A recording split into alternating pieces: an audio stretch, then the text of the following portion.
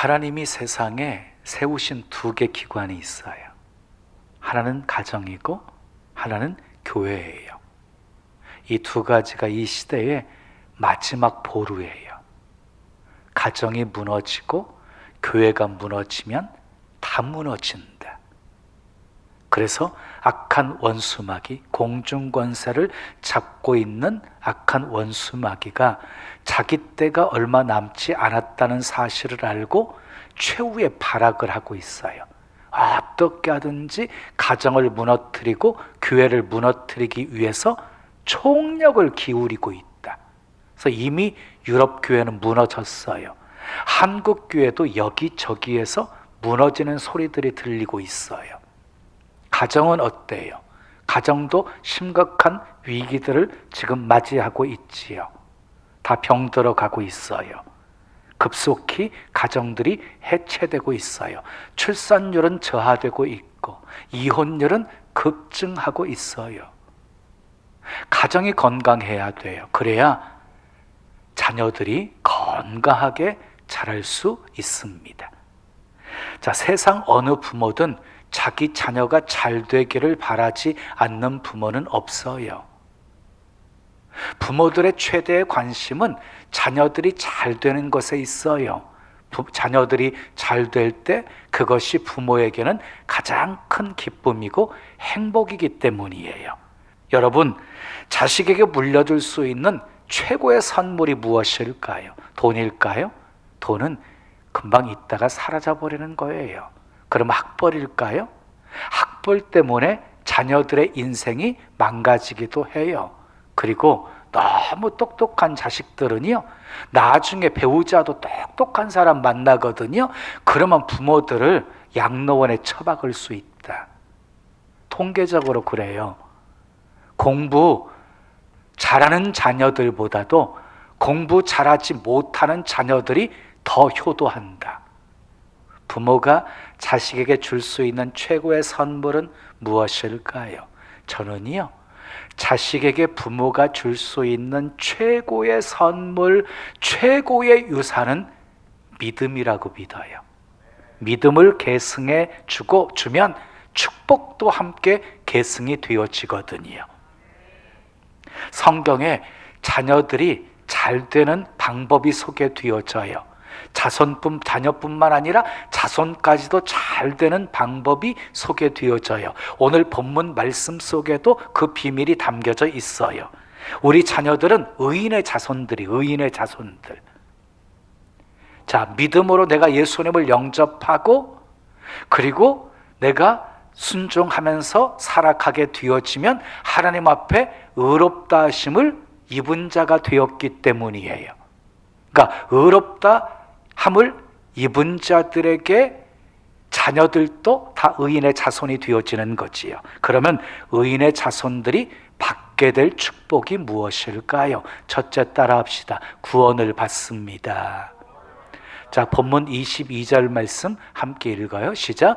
주의 복을 받은 자들은 땅을 차지하고 주의 저주를 받은 자들은 끊어지리로다 그랬어요. 여러분, 저주를 받은 사람은요, 저주를 받은 악인은 땅에서 끊어진대요. 근데 주의 복을 받은 의인들은 땅을 차지한대요. 잠언 11장 21절에 악인은 피차 손을 잡을지라도 벌을 면하지 못할 것이나 의인의 자손은 구원을 얻으리라 하고 말씀했어요. 악인들은 서로 피차 손을 잡고 악을 행해요.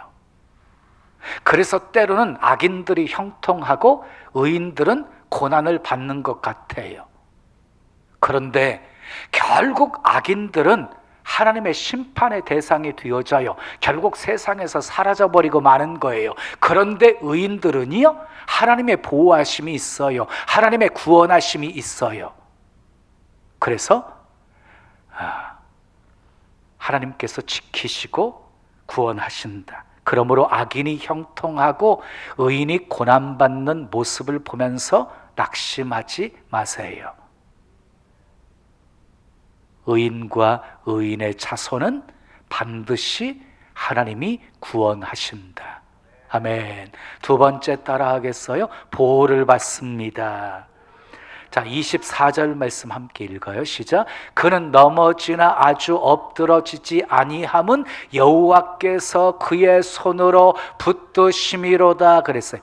의인도 넘어진대요. 의인의 자손도 넘어져요. 그런데 아주 엎드러지지 않는데요. 이유가 뭐예요? 주님의 손이 붙들어 주시기 때문이래요. 자, 이어지는 28절 말씀도 읽어요. 시작. 여호와께서 정의를 사랑하시고 그의 성도를 버리지 아니하심이로다. 그들은 영원히 보호를 받으나 악인의 자손은 끊어지리로다. 자, 하고 말씀하고 있어요. 의인의, 자, 보세요. 악인의 자손은 끊어지지만 의인의 자손은 영원히 보호를 받는다. 아브라함 보십시오. 가나안 땅에 흉년이 들어서 애굽으로 내려가요. 애굽의 바로왕 앞에서 자기 아내를 누이라고 속였다가 아내를 빼앗길 뻔하는 가정의 위기를 맞이했을 때 하나님이 구원해 주십니다. 그의 아들 이삭 때에도 가나안 땅에 흉년이 들자 블레셋 땅 아비멜렉 왕 앞에서 아버지 아브라함처럼 똑같은 실수를 범해요. 아내를 누이라고 했다가 가정이 위기를 맞게 되었을 때 또 하나님이 구원해 주십니다. 하나님이 보호해 주셨어요. 자, 그래서 잠언 24장 16절에 보면 대저 의인은 7번 넘어질지라도 다시 일어나려니와 악인은 재앙으로 말미암아 엎드러지느니라 하고 말씀했어요. 악인은 재앙으로 말미암아서 엎드러진대요. 끊어져 버린대요. 그런데 의인은요 7번 넘어져도 다시 일어난대요. 주님의 손이 붙들어 주시기 때문이에요. 주님의 손이 보호해 주시기 때문입니다. 세 번째 따라하겠어요? 복을 받습니다. 25절 26절 말씀 우리 함께 읽어요. 시작. 내가 어려서부터 늙기까지 의인이 버림을 당하거나 그의 자손이 걸식함을 보지 못하였도다. 그는 종일토록 은혜를 베풀고 꾸어주니 그의 자손이 복을 받는도다 그랬어요. 여러분, 의인의 자손은요 걸식하지 않는데요, 복을 받는데요. 복을 받는, 또 시편 112편 1절에서 3절을 보면 여호와를 경외하며 그의 계명을 크게 즐거워하는 자는 복이 있도다. 그의 후손이 이 땅에서 강성하며 정직한 자들에게 후손에게 복이 있으리로다. 부와 재물이 그의 집에 있으며 그의 공의가 영구히 서 있으리로다 라고 말씀했어요. 또 시편 115편 14절에 여호와께서 너희 곧 너희와 또 너희 자손을 더욱 번창케 하시기를 원하노라 라고 말씀했어요. 의인의 자손은요 갈수록 강성해진다는 거예요. 부와 재물이 그 집에 있기 때문이에요. 날로 번창하게 되어진대요. 의인의 자손에게 주시는 축복이에요. 그래서 기독교의 축복은 점점점 더 좋아지는 거예요. 그래서 신앙의 1세대보다는 2세대에게 더 복이 있고 신앙의 2세대보다는 3세대에게 하나님의 복이 더 큰 것이에요. 자, 의인의 자손들이 받게 될 축복 3가지를 말씀드렸어요. 구원을 받게 됩니다. 보호를 받습니다. 또 하나는 복을 받습니다. 그러면 우리 자손들이 이 복을 받게 하려면 어떻게 해야 할까요? 첫째 따라하겠어요. 부모가 의인이 되어야 합니다. 예, 부모가 의인이 되어야 돼요. 그래야 내 자손들이 의인의 자손이 되어지기 때문이에요. 자, 의인이라는 말은, 의인은 어떤 사람입니까? 의인이라는 말을 히브리 말로 카도시 그리고 하시드라고 하는데, 카도시라고 하는 말은 구별된다 하는 뜻을 가지고 있고요, 하시드라고 하는 말은 하나님을 찬양한다, 하나님을 경외한다, 하나님을 사랑한다, 그리고 하나님의 도를 지키는 자라는 뜻을 가지고 있어요. 그러므로 의인은 하나님을 경외하는 사람입니다. 하나님을 믿고 의지하고 섬기고 순종하는 사람입니다. 예수님을 영접하고 그리고 믿음으로 사는 사람을 의인이라고 하는 것입니다. 아버지 다윗을 위하여서 아들 솔로몬 때 하나님이 심판하지 않으시고 그 아들 르호보암 때 나라를 심판하십니다. 다 빼앗으지 아니하시고 다윗을 위하여서 한 지파를 남겨두셨다고 말씀하고 있습니다. 정리하면 아버지 다윗은 솔로몬에게 복을 남겨주었지만 솔로몬은 안타깝게도 그 아들에게 불행을 남겨주었어요. 또 요나단을 보십시오. 요나단의 아들 무비보셋은 다윗 왕의 사랑을 받으면서 다윗 왕과 함께 식탁에 앉아서 음식을 먹는 대접을 받아요. 누구 때문이었어요?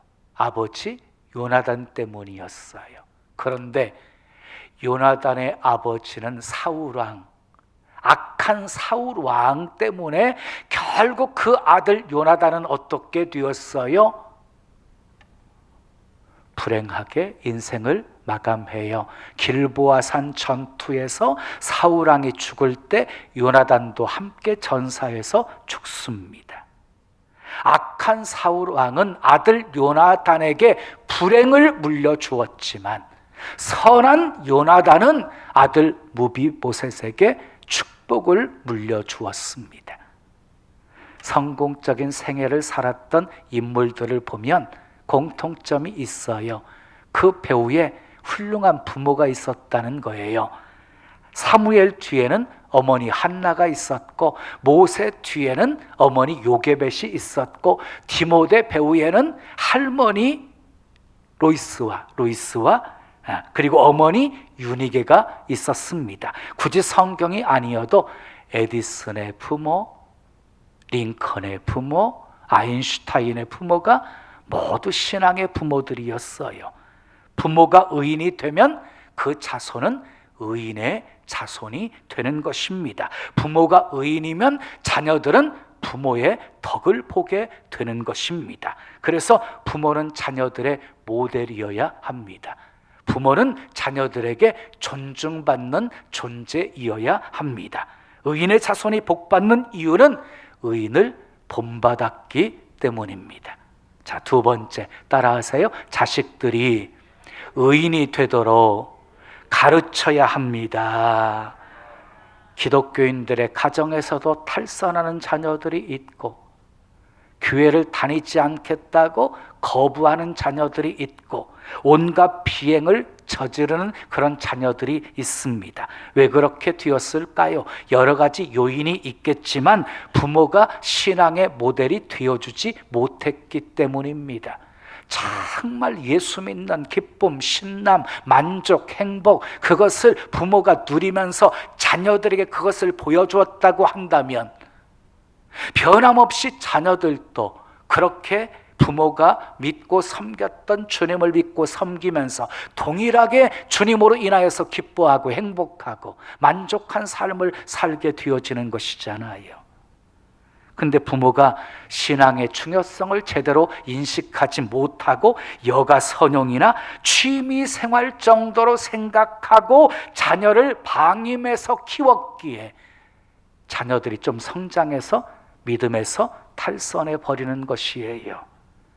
자녀가 친구가 없어서 교회 가는 거 재미없다고 하면 내버려 둡니다. 학원 가겠다고 하면 내버려 둡니다. 아이가 공부하느라고 늦게 자고 피곤해서 주일 아침에 일찍 못 일어나면 그냥 자게 내버려 둡니다. 기가 막힐 일입니다. 자식들이 학교 재미없어서 안 가겠다고 하면 내버려 두시렵니까? 혼쭐을 내서라도 학교 가게 하지 않습니까? 근데 교회 가지 않겠다고 하니 왜 내버려 두시는 것입니까? 그것은 아이들의 영혼을 마귀에게 양보하는 것입니다. 어떤 부모는 자녀를 교회 예배를 회복시키려고 주일 예배 한번 참석하면 5만 원 줄게. 그래도 말 안 들어 먹는데요. 때가 있어요, 때가. 나중에 아이들이 사춘기에 오잖아요. 부모 말 안 들어요. 그때부터 계속되는 것 같아요. 부모 말 잘 안 듣는 것은. 그러니까 신앙교육은 어릴수록 좋다. 여러분들은 믿음의 배우자 만나서 아름다운 가정 이루시기를 바라고, 하나님이 주시는 생명 선물 잉태하고 모태에서부터 성령으로 충만한 자녀로 키우는 거예요. 아멘. 얼마나 큰 축복이에요. 모태에서부터 성령으로 충만한 아이. 내가 마음껏 주님을 찬양하면요, 뱃속에 있는 내 아이도 하나님을 찬양하거든요. 기도하면 내 아이도 주님께 기도하거든요. 내가 성령으로 충만하면 내 뱃속의 아이도 성령으로 충만해지거든요. 마음껏 배에 손 얹고 축복 속에 자라난 아이, 얼마나 복되게 성장할까요? 자, 그러면 신앙교육은 어릴수록 좋은데 무엇을 가르쳐야 할까요? 첫째 따라요. 하나님이 누구신지를 가르쳐야 합니다. 창조주 하나님, 모든 만물을 지으시고 다스리시고 운행하시는 만물의 주인 되신 하나님, 복의 근원 되신 하나님을 가르치셔야 돼요. 그리고 너는 하나님의 자녀야, 이거 알려주셔야 돼요. 하나님의 자녀로서 어떻게 살아야 되는지를 가르쳐 주어야 돼요. 주님이 원하시는 삶을 살게 해야 돼요. 하나님의 영광을 위해서 사는 자녀가 되게 해주셔야 돼요. 어떻게 사는 것이 하나님이 기뻐하시는 삶인지를 가르쳐 주어야 돼요. 어렸을 때부터 기도하는 것을 훈련시키고 어렸을 때부터 기도 응답을 체험하며 살게 해 주어야 되는 거예요. 이제부터라도 하십시오.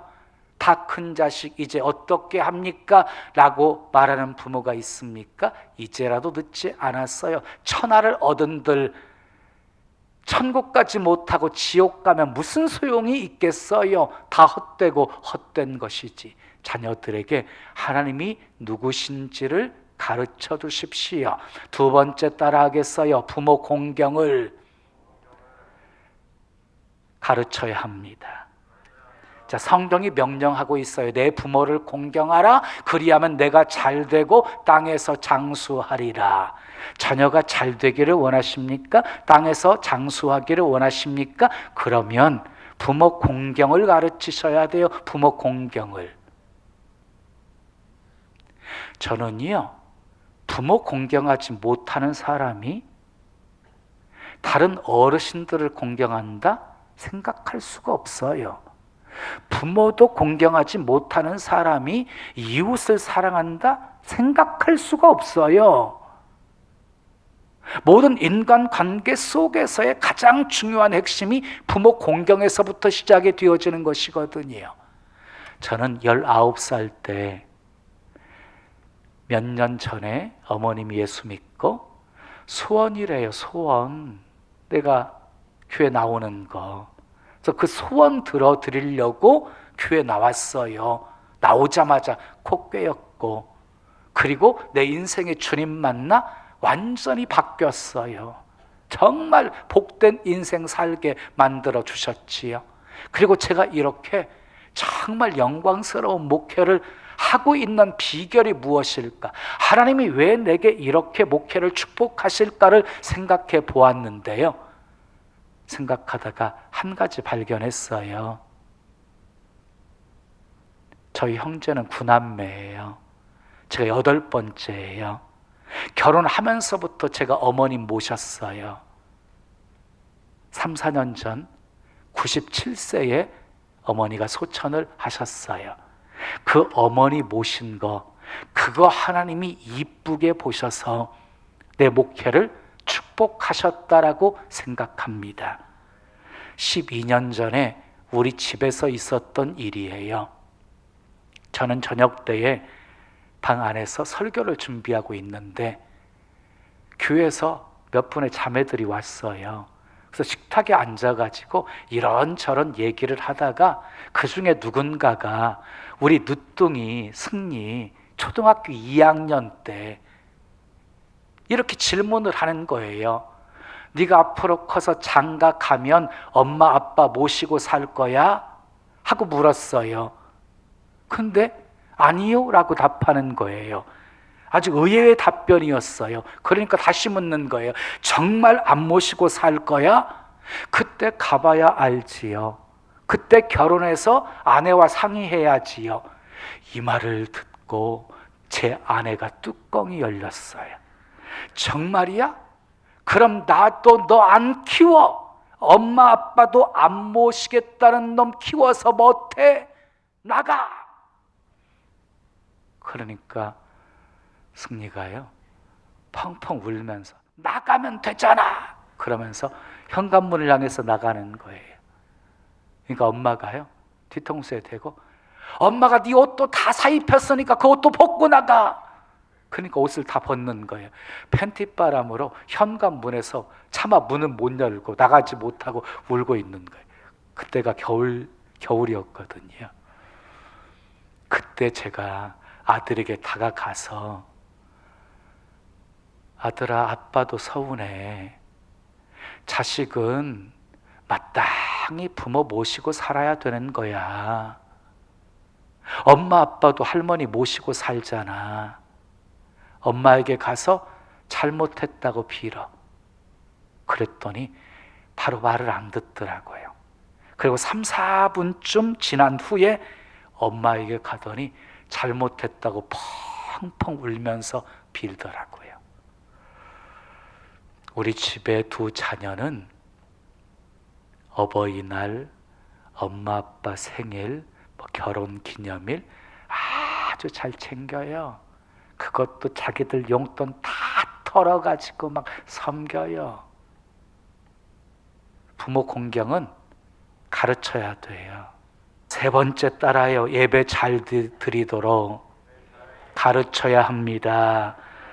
유대인의 교훈에는 자식에게 고기를 잡아서 주지 말고 고기 잡는 방법을 알려주라 하는 교훈이 있어요. 자식들에게도요 복 받는 방법을 알려주어야 돼요. 그 중에 가장 좋은 방법은요 하나님을 예배하게 하는 거예요. 하나님을 예배하게 하는 거. 예배가 무너지잖아요. 신앙 다 무너져 버려요. 하나님께서 우리를 지으신 목적이 무엇이에요? 예배 받으시기 위해서 지으신 거예요. 예배 잘 드리면 하나님을 알게 되어지고, 하나님을 알게 되어지면 하나님과 하나님의 뜻과 섭리를 알게 되어지고, 그러면 정말 축복의 세계 속에서 하나님과 올바른 관계 속에서 복된 신앙생활할 수 있게 되어지는 거예요. 우리가 사는 이 세상은 점점 죄악이 넘쳐나고 있습니다. 우리 후손들이 살게 되어질 이 땅을 거룩한 땅으로, 복된 땅으로 만들어야 될 책임이 부모들에게 있는 것이지요. 왜 소돔성이 멸망했습니까? 죄가 많아서입니까? 의인 10명이 없어서 멸망한 것입니다. 우리의 삶이 나의 당대에서 끝나는 것이 아닙니다. 내 후손에게도 영향을 끼치게 되어지는 것이에요. 의인의 자손은 복을 받습니다. 의인의 자손은 보호를 받습니다. 의인의 자손은 구원 받습니다. 의인의 자손은 하나님이 책임져 주십니다. 사랑하는 여러분, 우리 자손에게 재산을 물려주는 것보다도 믿음의 유산을 물려주는 것이 그 무엇보다 소중한 것입니다. 믿음의 유산을 물려받으면 놀라운 축복을 물려주는 것과 같습니다. 마치 축복의 저수지에 물이 가득한 것과 같기 때문입니다. 여러분의 자손에게 믿음을 계승하시고 축복을 계승하십시오. 그래서 여러분의 가정에서 하나님께 영광 돌리는 큰 인물들이 많이 나오기를 축복합니다.